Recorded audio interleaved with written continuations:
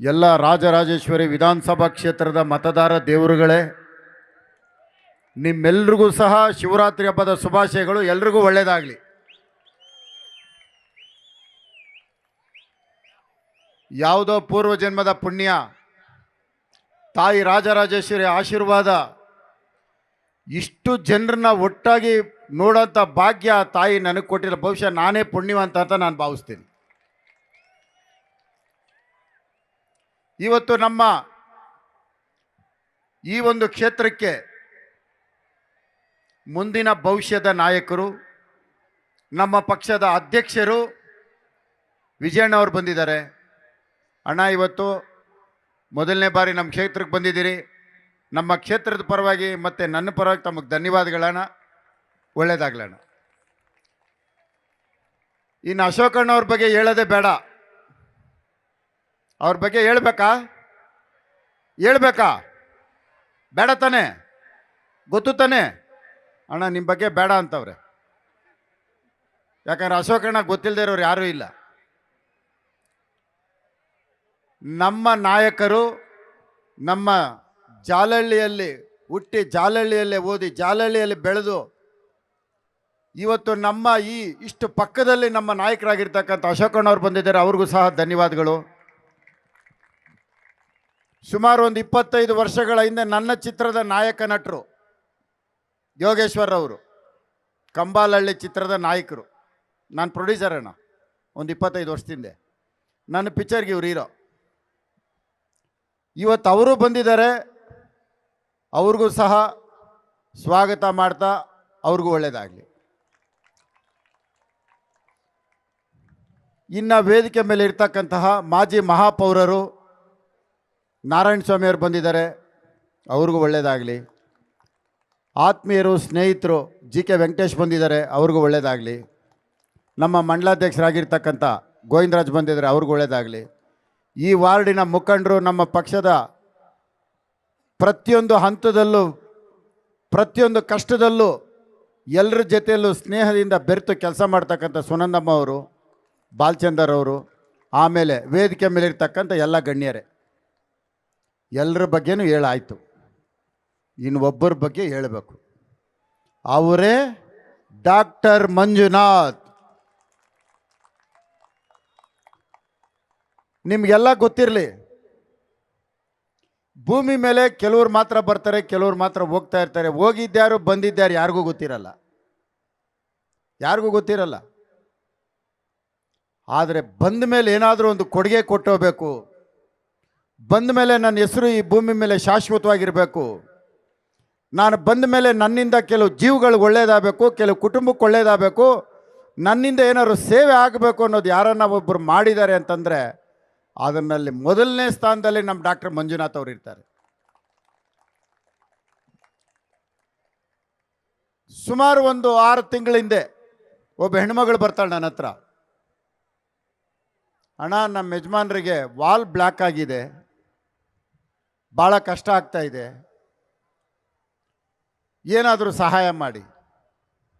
ಆವಾಗ ನಾನು ಡಾಕ್ಟ್ರ್ ಅವ್ರಿಗೆ ಫೋನ್ ಮಾಡಿದೆ. ಸರ್, ತಮ್ಗೆ ಗೊತ್ತಿದೆಯೋ ಮಂಡ್ಯಾಗೋ ಮದ್ದೂರೆಲ್ಲ ಹೋಗ್ತಾಯಿದ್ದೆ. ಅವತ್ತು ಒಂದು ಪೇಷಂಟ್ ಇದೆ, ಕಳಿಸ್ಕೊಡ್ತೀನಿ, ದಯವಿಟ್ಟು ಅವ್ರಿಗೆ ಸಹಾಯ ಮಾಡಿ. ಆ ಹೆಣ್ಣು ಮಗಳಲ್ಲಿ ನನ್ನ ಹತ್ರ ಕಣ್ಣೀರಾಗ್ತಾ ಇದ್ದಾರೆ ಅಂತಂದೆ. ನೀವು ಹಾಸ್ಪಿಟ್ಲಿಗೆ ಕರ್ಕೊಂಡೋಗಿ ಯಾರಿಗೋ ಹೇಳಿರ್ತೀನಿ ಅಂತ ಒಂದು ಹೆಸರು ಹೇಳಿದ್ರಣ್ಣ, ನಾನು ಮರ್ತಿದ್ದೀನಿ. ಆಪ್ರೇಷನ್ ಮಾಡಿ ಎಲ್ಲ ಆದಮೇಲೆ ಆ ಹೆಣ್ಣುಮಗಳು ಬಂದು, ಅಣ್ಣ, ನನಗಿವತ್ತು ಅರ್ಶಿನ ಕುಂಕುಮ ಉಳೀತು, ನನ್ನ ಮಾಂಗಲ್ಯ ಉಳೀತು, ನಮ್ಮ ಯಜಮಾನ್ರಿಗೆ ತುಂಬ ಒಳ್ಳೆಯದಾಯಿತು, ಭಾಳ ಆರೋಗ್ಯವಾಗಿದ್ದಾರೆ ಅಂತ ಅಂದಾಗ ಬಹುಶಃ ಅದಕ್ಕಿಂತ ಇನ್ನೇನಿರುತ್ತೆ ಸಂತೋಷ. ಈ ಥರ ಎಷ್ಟೋ ಹೆಣ್ಣು ಮಕ್ಕಳ ಮಾಂಗಲ್ಯನ ಉಳಿಸಿರ್ತಕ್ಕಂಥವ್ರು ಯಾರನ್ನ ಒಬ್ಬರಿದ್ದರೆ ಅದು ನಮ್ಮ ಡಾಕ್ಟರ್ ಮಂಜುನಾಥ್ ಅವರು. ಸುಮಾರು 17 ವರ್ಷ ಜಯದೇವ ಆಸ್ಪತ್ರೆಯಲ್ಲಿ ಒಂದೇ ಜಾಗದಲ್ಲಿ ಎಷ್ಟು ಜೀವಗಳು ಉಳಿಸಿದ್ದಾರೆ, ಎಷ್ಟು ಆಪರೇಷನ್ ಮಾಡಿದ್ದಾರೆ, ಎಷ್ಟು ಹೃದಯಗಳನ್ನ ಕಾಪಾಡಿದ್ದಾರೆ. ಬಹುಶಃ ನನಗೇನಾದ್ರು ದೇವರು ಪ್ರತ್ಯಕ್ಷ ಆದರೆ ಈಗ ನಿನಗೇನು ಬೇಕು ಅಂತ ಕೇಳಿದ್ರೆ ಒಂದೇ ಒಂದು ಕೇಳ್ತೀನಿ, ನನಗೇನಾದರೂ ನೀನು ಆಯುಷ್ ಇಟ್ಟಿದ್ರೆ ಅದನ್ನು ಡಾಕ್ಟರ್ ಮಂಜುನಾಥ್ ಅವರು ಕೊಡಪ್ಪ, ಎಷ್ಟೋ ಹೃದಯಗಳು ಒಳ್ಳೆಯದಾಗತ್ತೆ ಅಂತ ಕೇಳ್ತೀನಿ. ಯಾಕೆ ಅಂದರೆ ನಾನು ನಿಮ್ಮ ಜೊತೆ ಇದ್ದರೆ ಅದೇ ನೀರು, ಅದೇ ಲೈಟು, ಅದೇ ಆರ್ಕೆಸ್ಟ್ರಾ, ಅದೇ ಶಿವರಾತ್ರಿ ಇವೇ ಮಾಡ್ತಾ ಇರಬೇಕು. ಆಪ್ರೇಷನ್ ಮಾಡೋಕ್ಕಂತೂ ಬರಲ್ಲ, ಜೀವ ಉಳ್ಸೋಕ್ಕಂತೂ ಬರಲ್ಲ. ಜೀವ ಉಳಿಸೋಂಥವ್ರಿಗೆ ನಮ್ಮದೊಂದು ಜೀವ ಕೊಟ್ಟರೆ ಎಷ್ಟೋ ಜೀವಗಳು ಉಳಿತವೆ, ಹೌದಾ ಅಲ್ಲ? ಅದಕ್ಕೆ ಹೇಳ್ತಾ ಇದ್ದೀನಿ, ಈ ಭೂಮಿ ಮೇಲೆ ಬಂದ ಮೇಲೆ ಏನಾದರೂ ಒಂದಷ್ಟು ಒಳ್ಳೇದಾಗಬೇಕು ಅಂದರೆ ಇವರ ಸೇವೆ ಇವತ್ತು ಕರ್ನಾಟಕ ರಾಜ್ಯದ 7 ಕೋಟಿ ಜನರಿಗೆ ಬೇಕಾಗಿಲ್ಲ, 140 ಕೋಟಿ ಜನರಿಗೆ ಸೇವೆ ಆಗೋಂಥದ್ದು ಅವರಿಂದ ಆಗಬೇಕು ಅನ್ನೋದು ನನ್ನ ಬಯಕೆ. ಇವತ್ತು ಅಂಥ ಒಂದು ಮಹನೀಯರು ಇವತ್ತು ನಮ್ಮ ಕ್ಷೇತ್ರಕ್ಕೆ ಬಂದಿದ್ದಾರೆ. ಬಹುಶಃ ಶಿವರಾತ್ರಿ ದಿನ ಇದಕ್ಕಿಂತ ಒಳ್ಳೆಯ ದಿನ ಯಾವುದೂ ಇಲ್ಲ. ಅಹೋರಾತ್ರಿ ಜಾಗರಣೆ. ಈ ಅಹೋರಾತ್ರಿ ಜಾಗರಣೆಯಲ್ಲಿ ನಾವು ನಿಮ್ಮ ಬಗ್ಗೆ ಇಷ್ಟು ಮಾತಾಡ್ತೀವಿ ಅಂದರೆ ಅದು ನಾವು ಮಾತಾಡ್ತಾ ಇಲ್ಲ, ಆ ಶಿವ ನಮ್ಮ ಕೈಯಲ್ಲಿ ಮಾತನಾಡಿಸ್ತಾ ಇರೋದು, ಇದು ನಾವು ಮಾತಾಡೋದಲ್ಲ. ಇವತ್ತು ನಮಗೆ ನೀರಿಗೆ ಹೆಣ್ಣುಮಕ್ಕಳು ವಸೂಲು ದಾಟಿ ಈಚೆಗೆ ಬರ್ದೇ ಇರೋಂಥ ಹೆಣ್ಣುಮಕ್ಕಳು ಒಂದು ಟ್ಯಾಂಕರ್ ಬಂದರೆ ನೀರು ಬಿಂದಿಗೆಗಳನ್ನ ಹಿಡ್ಕೊಂಡು ರೋಡಲ್ಲಿ ಬರ್ತಾ ಇದ್ದಾರೆ, ಕಷ್ಟಪಡ್ತಾ ಇದ್ದಾರೆ. ಗಾರ್ಮೆಂಟ್ಸ್ ಕಾರ್ಖಾನೆ ಕೆಲಸಕ್ಕೆ ಹೋಗ್ತಾರೆ, ಮನೆಗೆ ಬಂದರೆ ಸಾಯಂಕಾಲ ನೀರಿರಲ್ಲ. ಹೆಣ್ಣು ಮಕ್ಕಳು ಪಡ್ತಾ ಇರೋ ಕಷ್ಟ ಇಷ್ಟೊಂದಿದೆ. ಇದಕ್ಕೆಲ್ಲ ಕಾರಣ ಹೋದ ಬಾರಿ ಇದೇ ದಿನ ಇದ್ದಂಥ 30 TMC ಏನೋ ಇತ್ತು, ಇವತ್ತು 14 TMC ನೀರು ನಮಗೆ ಕಡಿಮೆ ಆಗಿದೆ. ಅದಕ್ಕೆ ಕಾರಣ ಕಾಂಗ್ರೆಸ್ ಜೊತೆಯಲ್ಲಿ ಹೊಂದಿಕೊಂಡಿರ್ತಕ್ಕಂಥ ತಮಿಳ್ನಾಡಿಗೆ ಹರಿಸೋದು ಇವತ್ತು ನಮಗೆ ಈ ಕಷ್ಟ ಬಂದಿರೋದು. ಇದು ಬೇಕಾ ನಮಗೆ? ನೀರು ಅವ್ರಿಗೆ ಕೊಟ್ಟು ನಮ್ಮ ಇಲ್ಲಿ ಬಿಂದಿಗೆ ಇಟ್ಕೊಂಡು ರೋಡಲ್ಲಿ ಹೋಗ್ಬೇಕಾ ನಮ್ಮ ಹೆಣ್ಮಕ್ಳು? ಇಷ್ಟು ನರಕ ಅನುಭವಿಸ್ತಾ ಇರೋದು ಯಾರಿಂದ? ನೀರು ಅವ್ರಿಗೆ ಕೊಟ್ಟಿದ್ರಿಂದ. ಹೋದ ವರ್ಷ ಡ್ಯಾಮಲ್ಲಿದ್ದಂಥ ನೀರು ಈ ವರ್ಷ ಯಾಕಿಲ್ಲ? ನೀರಲ್ಲಿ ಬಿಡ್ತಾ ಇರೋದಕ್ಕೆ. ಅರ್ಥ ಮಾಡ್ಕೊಳ್ಳಿ, ಕೆಲವೇ ದಿನಗಳಲ್ಲಿ ಚುನಾವಣೆ. ಈ ದೇಶದ ಭದ್ರತೆ, ಈ ದೇಶದ ರಕ್ಷಣೆ, ಹಿಂದುತ್ವ, ಹಿಂದೂ ಧರ್ಮ ಉಳಿಬೇಕಂದ್ರೆ ಇರ್ತಕ್ಕಂಥ ಒಂದೇ ಒಂದು ನಮ್ಮ ದೇಶಕ್ಕೆ ನರೇಂದ್ರ ಮೋದಿಯವರು ಮತ್ತೆ ಪ್ರಧಾನಿ ಆಗಬೇಕು. ನರೇಂದ್ರ ಮೋದಿ ಅಂತವರು ಪ್ರಧಾನಮಂತ್ರಿ ಆಗಬೇಕು. ಉತ್ತಮರು, ಸಜ್ಜನರು, ಜನಸೇವೆ ಮಾಡೋಂಥವ್ರು ಬರಬೇಕು. ಅಂಥದ್ದಾಗಬೇಕು ಅಂದರೆ ಅದಕ್ಕೆ ಡಾಕ್ಟರ್ ಮಂಜುನಾಥ್ ಅಂತವರು ನಮ್ಗೆ ಅವಶ್ಯಕತೆ ಇದೆ. ಭಾಳಷ್ಟು ಇನ್ನೂ ಮಾತನಾಡ್ಬೋದು. ಈ ಕ್ಷೇತ್ರದಲ್ಲಿ ಪಕ್ಕದಲ್ಲಿರ್ತಕ್ಕಂಥ ಶಾಲೆ ಉದ್ಘಾಟನೆ ಆಗಿಲ್ಲ,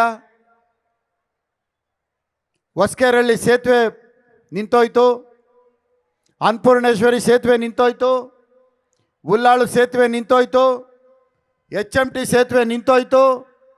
ಇದೇ JP ಪಾರ್ಕಲ್ಲಿ ಮಕ್ಕಳು ಟ್ರೈನಲ್ಲಿ ಓಡಾಡೋದಕ್ಕೆ ಟ್ರೈನು ತಂದಲ್ಲಿಟ್ಟಿದ್ದೀವಿ. ಆ ಟ್ರೈನ್ನ ತೆಗೆದು ಆ ಟ್ರ್ಯಾಕ್ ಮೇಲೆ ಇಟ್ಟರೆ ಮಕ್ಕಳು ಆನಂದವಾಗಿ ಆಟಾಡಿರೋರು, ಅದು ನಿಂತೋಯ್ತು. ಕ್ಲಾಕ್ ಟವರ್ ನಿಂತೋಯ್ತು, 11 ಶಾಲೆಗಳು ನಿಂತೋಯ್ತು, RR ನಗರ ಆರ್ಚ್ ನಿಂತೋಯ್ತು, ಹೊಸಕೆರಳ್ಳಿ ನಿಂತೋಯ್ತು. ಒಂದ ಎರಡ ಎಷ್ಟು?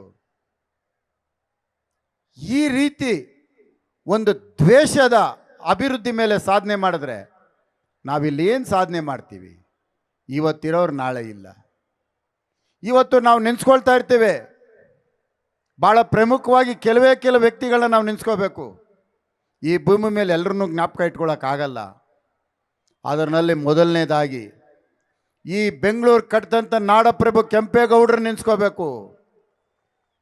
ವಿಧಾನಸೌಧ ಕೊಟ್ಟಂತಹ ಕೆಂಗಲ್ ಹನುಮಂತಯ್ಯನವ್ರನ್ನ ನೆನೆಸ್ಕೋಬೇಕು. IT-BT ತಂದು ನಮಗೆ ಒಂದು ವಿಕಾಸಸೌಧ ಕೊಟ್ಟಂಥ SM ಕೃಷ್ಣ ಅವ್ರನ್ನ ನೆನೆಸ್ಕೋಬೇಕು. ಇವತ್ತು ನಮಗೆ ಜೀವ ಉಳಿಸಿರ್ತಕ್ಕಂಥದ್ದು, ನಮ್ಮನ್ನು ಕಾಪಾಡ್ತಾ ಇರೋವಂಥದ್ದು ಯಾರೋ ಹೆಣ್ಣು ಮಗಳು, ಯಾರೋ ಹೆತ್ತ ಹೆಣ್ಣು ಮಗಳು ಮೈಸೂರು ಸಂಸ್ಥಾನಕ್ಕೆ ಸೊಸೆಯಾಗಿ ಬಂದು ಆ ಹೆಣ್ಣು ಮಗಳ ಒಡವೆನ ಮಾರಾಟ ಮಾಡಿ KRS ಡ್ಯಾಮ್ ಕಟ್ಟಿದ್ರು. ಆ KRS ಡ್ಯಾಮ್ ಕಟ್ಟಂಥ ನಾಲ್ವಡಿ ಕೃಷ್ಣರಾಜ ಒಡೆಯರ್ನ ನಾವು ನೆನೆಸ್ಕೋಬೇಕು. ಅವ್ರನ್ನ ನೆನೆಸ್ಕೊಂಡು ಇವತ್ತು ನಾವು ನೀರು ಕುಡಿಬೇಕು. ಯಾತಕ್ಕೆ ನಾನು ಈ ಮಾತು ಹೇಳ್ತೀನಿ, ನಾವು ಶಾಶ್ವತವಾಗಿರಲ್ಲ, ನಾವೇನಾದ್ರು ಬಿಟ್ಟೋಗ್ಬೇಕಲ್ಲ. ಇವತ್ತೊಂದು ಸ್ಕೂಲ್ ನಿಂತೋಗಿದೆ, ಮುನಿರತ್ನನ ಕುಟುಂಬ ಶಾಲೆಯಲ್ಲಿ ಓದಲ್ಲ, ಯಾರೋ ಮಕ್ಕಳು ಓದ್ತಾರೆ. 25,000 ಮಕ್ಕಳು ಓದೋಂಥ ಕನ್ಸ್ಕೊಂಡಂಥವು ನಾನು ಈ ಕ್ಷೇತ್ರದಲ್ಲಿ. ಆ ಕನಸು ಶಾಲೆಗಳನ್ನ ಪ್ರಾರಂಭ ಮಾಡಿ ನಿಂತಿರೋ ಅಂಥವು 11 ಶಾಲೆ.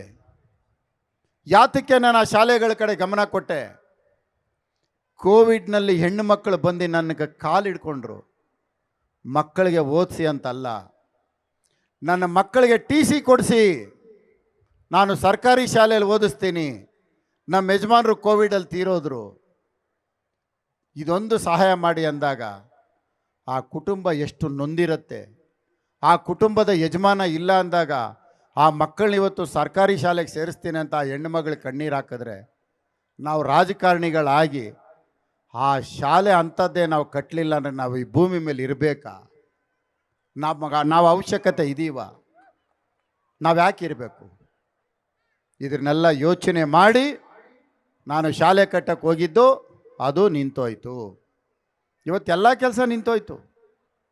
ನಿಮ್ಮೆಲ್ರಿಗೂ ಕೈ ಮುಗಿದು ಕೇಳ್ತೇನೆ, ಕೆಲಸ ಮಾಡೋ ಶಕ್ತಿ ನನ್ನಲ್ಲಿ ಕುಗ್ಗಿಲ್ಲ. ಅನುದಾನ ಕೊಡದೆ 120 ಕೋಟಿ ವರ್ಗಾವಣೆ ಮಾಡಿದ್ರು ಬೇರೆ ಕ್ಷೇತ್ರಕ್ಕೆ. ನನಗೋಸ್ಕರ ನಾನು ಕಾಲಿಡ್ದಿಲ್ಲ. ನನಗೆ ಕಾಲಿಡಿಯೋಂಥ ಪರಿಸ್ಥಿತಿ ಬಂದರೆ ನಾನು BPL ಕಾರ್ಡ್ ಇಟ್ಕೊಂಡು ಬದುಕ್ತೀನಿ, ರೇಷನ್ ಸೊಸೈಟಿ ಅಕ್ಕಿ ತೊಗೊಂಡು ಬದುಕ್ತೀನಿ. ಆದರೆ ನನ್ನ ಕ್ಷೇತ್ರಕ್ಕೆ ಉಪಮುಖ್ಯಮಂತ್ರಿ ಕಾಲಿಡ್ಕೊಂಡೆ, ನನ್ನ ಕ್ಷೇತ್ರದ ಅಭಿವೃದ್ಧಿಗೆ ಏನೂ ಉಪಯೋಗ ಆಗ್ತಾ ಇಲ್ಲ.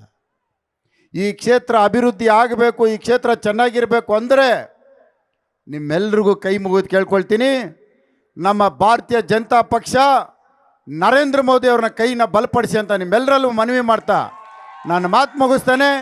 ಬೋಲೋ ಭಾರತ್ ಮಾತಾ ಕಿ ಜೈ, ಬೋಲೋ ಭಾರತ್ ಮಾತಾ ಕಿ ಜೈ, ಬೋಲೋ ಭಾರತ್ ಮಾತಾ ಕಿ ಜೈ.